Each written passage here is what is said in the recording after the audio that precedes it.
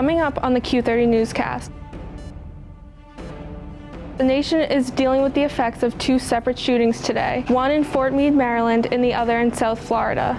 The town of Hamden and Quinnipiac University discuss plans for more housing on campus. And Quinnipiac women's basketball coach Trisha Fabry nets her 400th win. Also, after nearly 49 years as a nurse, one Quinnipiac student is pursuing her doctorate degree. All this and more right now on the Q30 Newscast.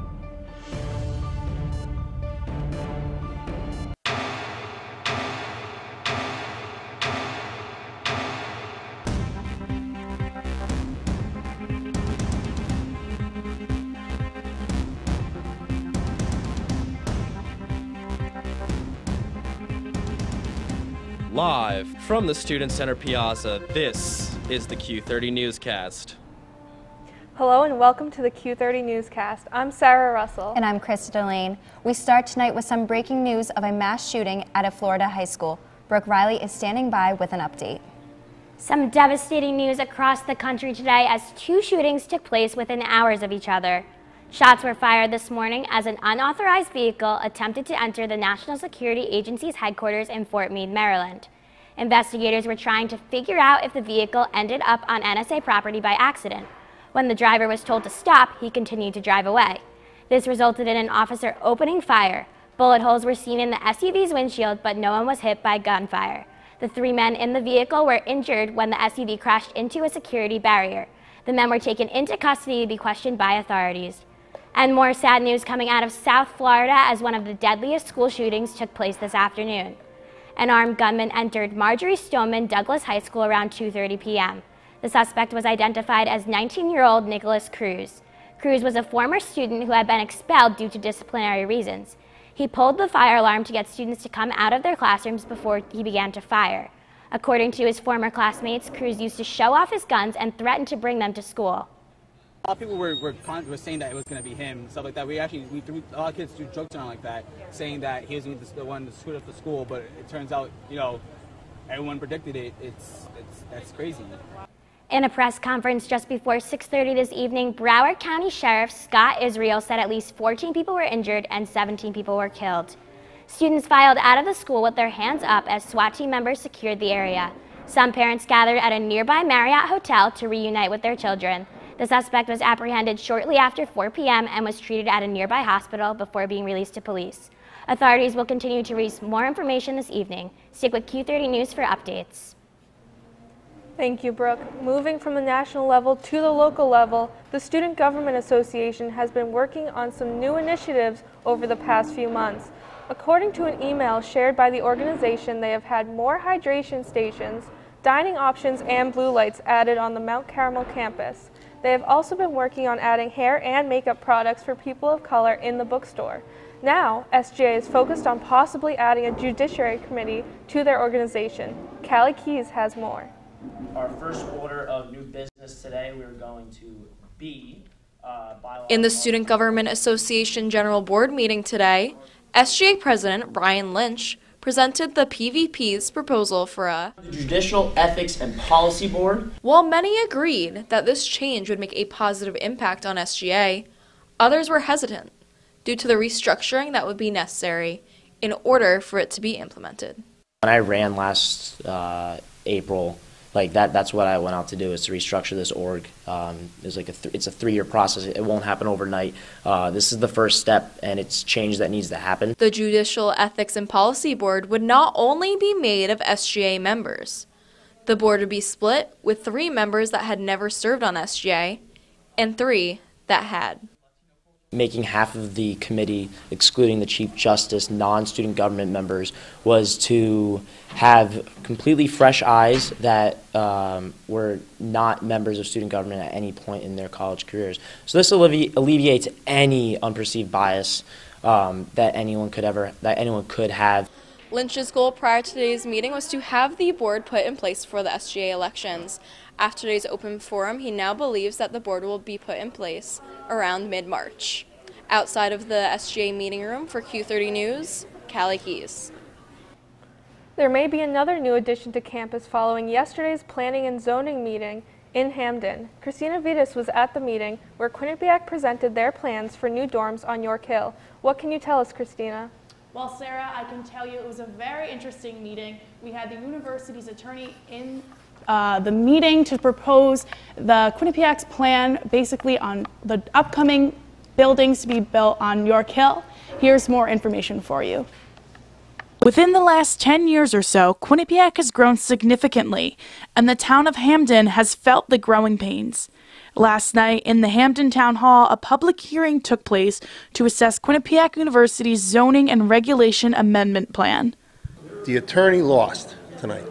They hooked up a plan with an amendment to an amendment, and they brought in this city. And we all know in the town of Hamden that they're buying, Quinnipiac has bought up a lot of property, okay? Well, you know what? If Quinnipiac bought up all this property, now they're saying, oh, we need amendment to the zoning laws. Now they have to be amended because you bought property that butts a river that runs into reservoirs, that's drinking water. Buyer beware.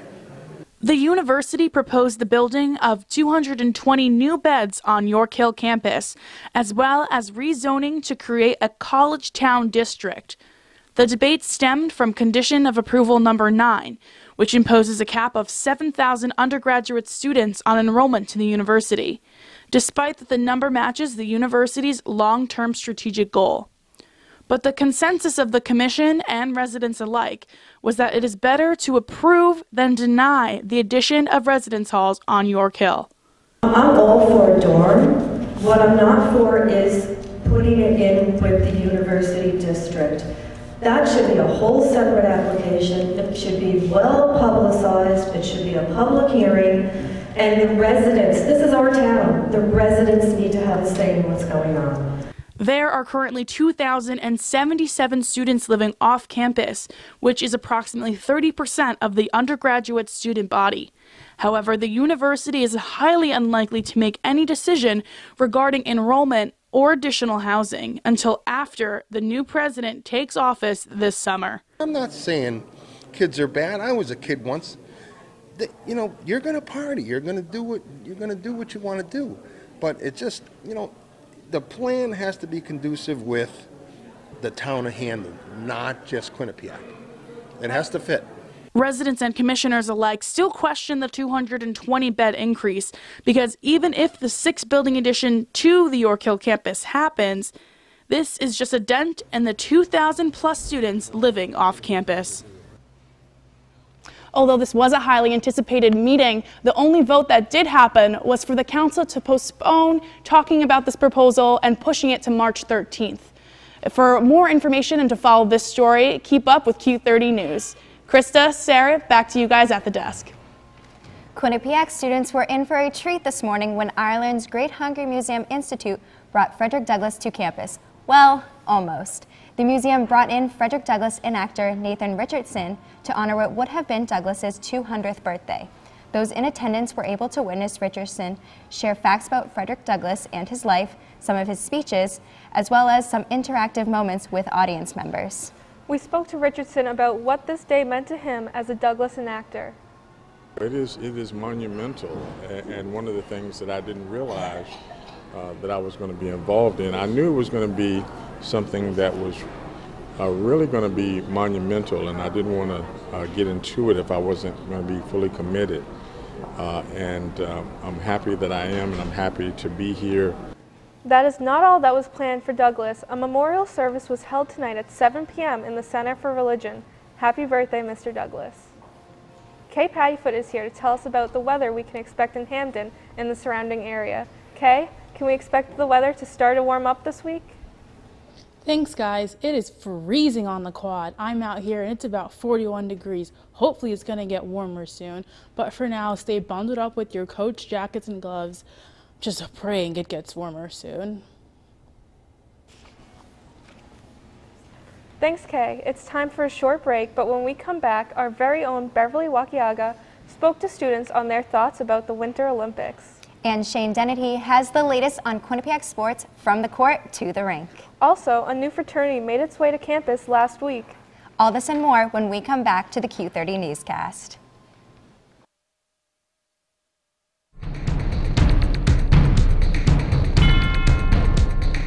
Whether you're on the quad, in your room, or heading to class, tune in to Q30 News. For stories by student journalists you can trust. We are covering the latest here on campus and in surrounding areas. Get the news you need to know every Wednesday night.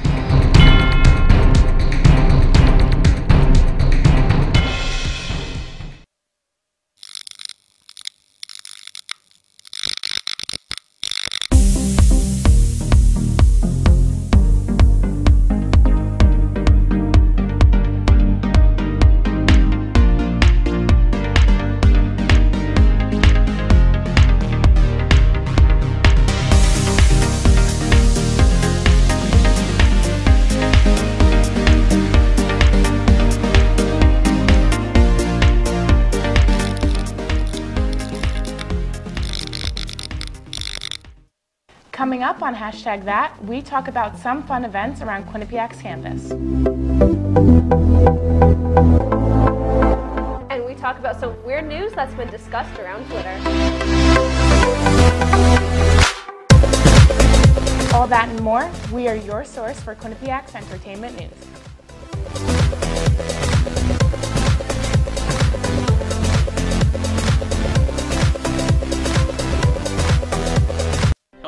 Tonight on Sandwich News, we will determine what makes a good sandwich and a bad sandwich.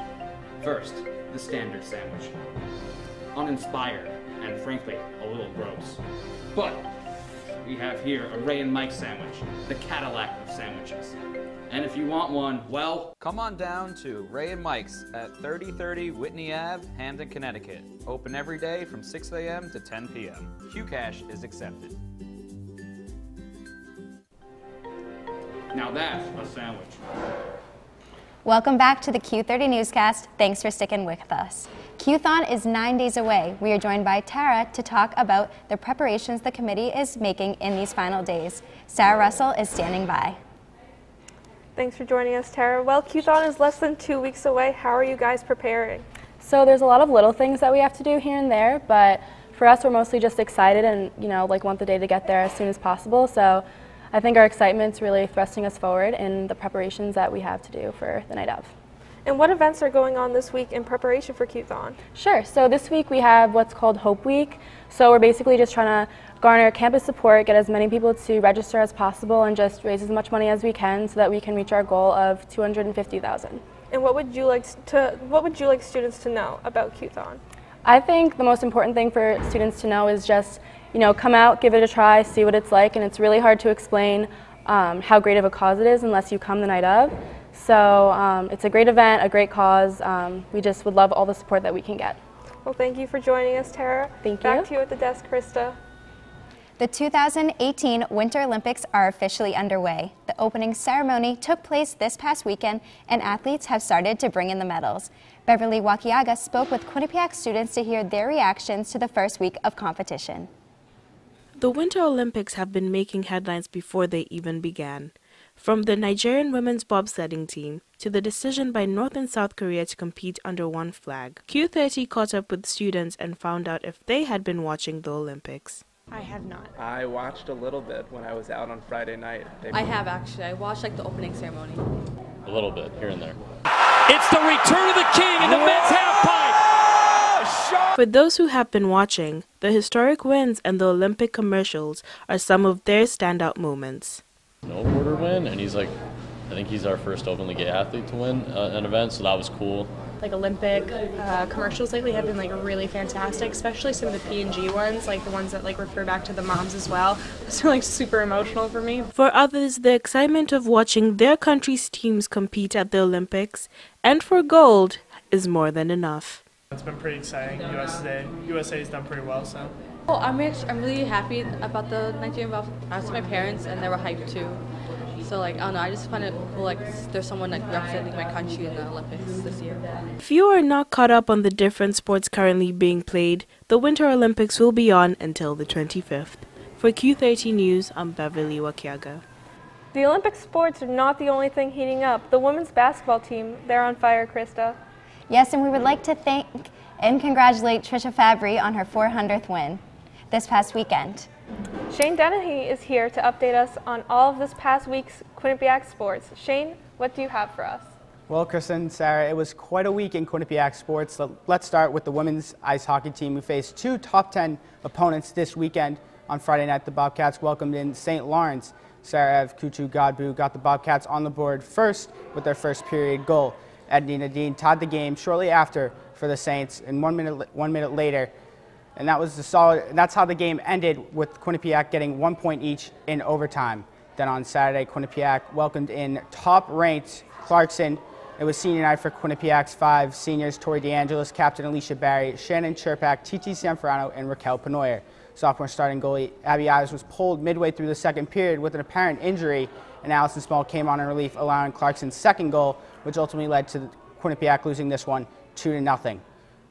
Now let's take it over to the men's ice hockey team, who traveled down Whitney Ave to take on its rival, the Yale Bulldogs, on Friday night. Let's see how they fared. Quinnipiac 7-0-3 against Yale since the 2013 National Championship game. Pick it up in the first period. Bill Sweezy skating in. Poor defense by the Bobcats. He rips that one past Keith Petrozelli. Tremendous start for the Bulldogs right there. And then Quinnipiac looking to get one back. Chase Prisky to a cutting Brandon Fortunato. He risked that one past the Yale goaltender. 1-1 after the first. Second period now. Another great puck movement by the Bobcats. Brandon Fortunato over to Odine Tufto, having quite the freshman campaign for the Bobcats, but ultimately poor deflection right there. And Ted Hart able to get Yale back into a tie 2-2. And Ted Hart would strike again for the Bulldogs, giving Yale, a 3-2 lead. Now Quinnipiac, Carlos Chuksa looking to tie the game in the final seconds, but he is unable to do so. Yale picking up the first win over Quinnipiac in 10 games since the 2013 National Championship game. Not a good start for the Bobcats. So that weekend they would go on to win the second game against Brown on Saturday night, 3-0. But Trisha Fabry was 2 games away from her 400th career win with Quinnipiac, and her team had 2 games this weekend. The Bobcats' first game was on Friday night at home against the Canisius Golden Griffins. Quinnipiac led only by 1 point after the first quarter, but the Bobcats' gold rush started to wear the Griffs down, and the Bobcats pulled away in the second half. The Bobcats beat Canisius 64-39, giving the Bobcats their 15th straight win overall. Quinnipiac then traveled up to New York to take on the Siena Saints as Trisha Fabry looked to get her 400th career win. The Saints gave the Bobcats a lot of trouble early on with their full-court press. Like the previous 9 games, Quinnipiac's gold rush wore down its opponents. Bobcats pulled away from the Saints in the fourth quarter, which helped Trisha Fabry get her 400th career win. Quinnipiac women's basketball head coach Trisha Fabry made history this past weekend, getting her 400th career win. And Fabry has built something truly special here in Hamden, Quinnipiac, as she looks to guide Quinnipiac back to its 2nd straight NCAA tournament. On Sunday afternoon, Trisha Fabry became the 4th Quinnipiac coach to win 400 games. Fabry joins the likes of Rand Pecknell, Dan Cooley, Mike Quico, and Bert Kahn. But if you think Fabry cares about that milestone win, you would be wrong. You know, just the amount of wins, it doesn't matter. We're really just staying in the moment and taking one day at a time. Fabry was close to quitting after struggling to make Quinnipiac a winning program, but after former athletic director Jack McDonald told her to stay, she put her head down and persevered through the tough start. Yeah, I guess everyone goes through that. You know, I think, we had a long way to go and a lot to build, and, perseverance, there's a lot to be said for it. Quinnipiac has now become a mid-major power under Fabry's guidance, and her mentality has led to conference tournament titles and a Sweet 16 appearance last season. Fabry's mentality is now rubbing off on her players as well. I mean, it just shows that hard work and dedication to really commit to the team, and obviously starting years ago, they were D2 school and coming to the D1 and just working their way to the top. I mean, it's well deserved. Quinnipiac has now won 16 straight games, including 15 straight conference games, and it looks to be heading towards its 3rd undefeated conference season under Fabry's guidance. It's all about the next game for Quinnipiac, and it's the one game at a time mentality that they've had that's made them so successful throughout Trisha Fabry's 23-year career here at Quinnipiac. And next up for Quinnipiac is the Marist Red Foxes on Sunday afternoon at 2 p.m. Reporting from Lender Court, Shane Dennehy, Q30 News. All right, Krista and Sarah, back to you at the desk. Thanks, Shane, and congratulations to Coach Fabry. When we come back, we'll have an update on the latest fraternity to join the campus community. And a renowned comedian put on a show this past weekend in the Piazza. Also, Kay Pattyfoot will let us know what we can be expecting for the weather this week. Stay with us. Hello, and tonight on Sandwich News, we will determine what makes a good sandwich and a bad sandwich. First, the standard sandwich. Uninspired, and frankly, a little gross. But we have here a Ray and Mike sandwich, the Cadillac of sandwiches. And if you want one, well, come on down to Ray and Mike's at 3030 Whitney Ave, Hamden, Connecticut. Open every day from 6 a.m. to 10 p.m. Q-Cash is accepted. Now that's a sandwich. This is Sports Pause. Are you concerned with the 0-2 start for this team? Right here, top of the circle, again, rips it past the Jasper's goalie. What will breaking the record mean for the program himself? I mean, 138 wins. There's the tough shot. What a nice play by Mikey Dixon. He's good in transition.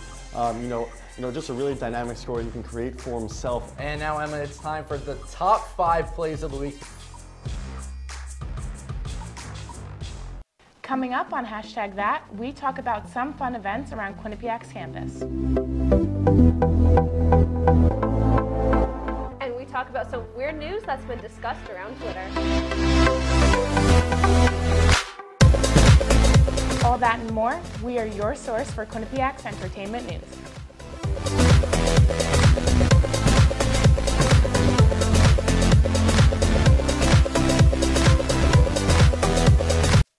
Welcome to the WQAQ Morning Show. Dan Ball and Emma Spagnolo joining you here from the QAQ studios in Hamden. And Emma, it is that time of year again.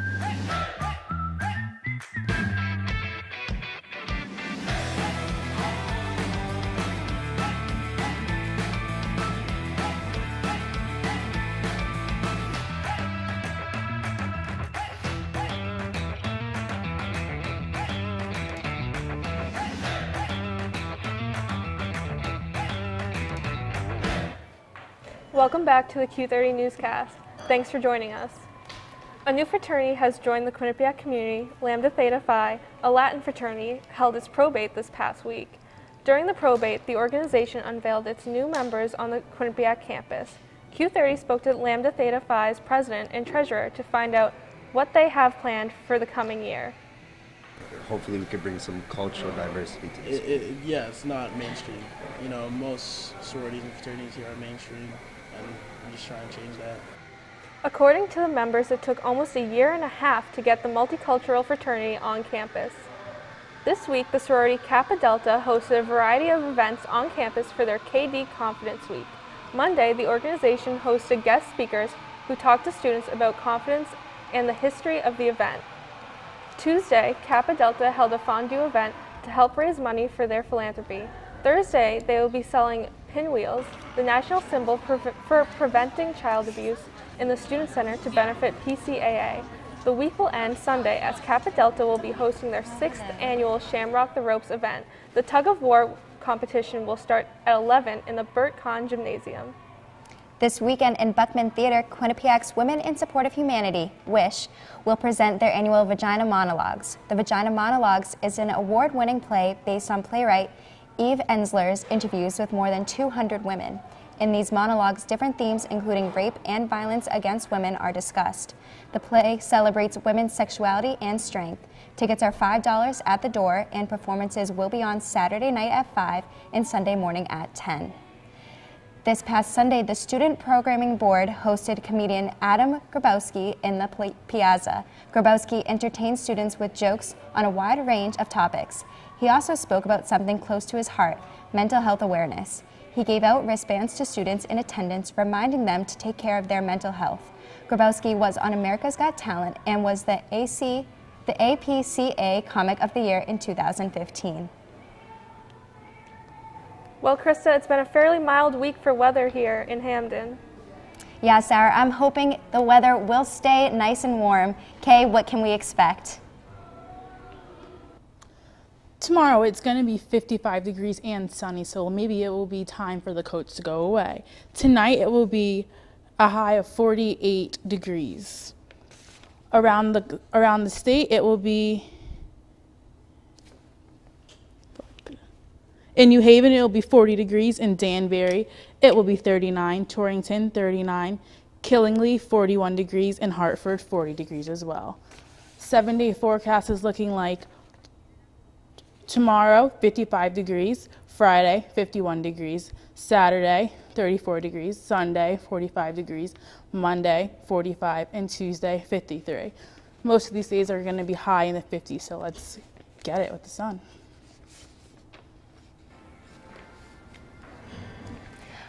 Thank you, Kay. When we return, Olivia Schuler gives us the latest entertainment news. I hear a royal wedding date has been set. And we'll learn more about a student who at 70 years old is getting her doctorate degree right here at Quinnipiac. We'll be right back.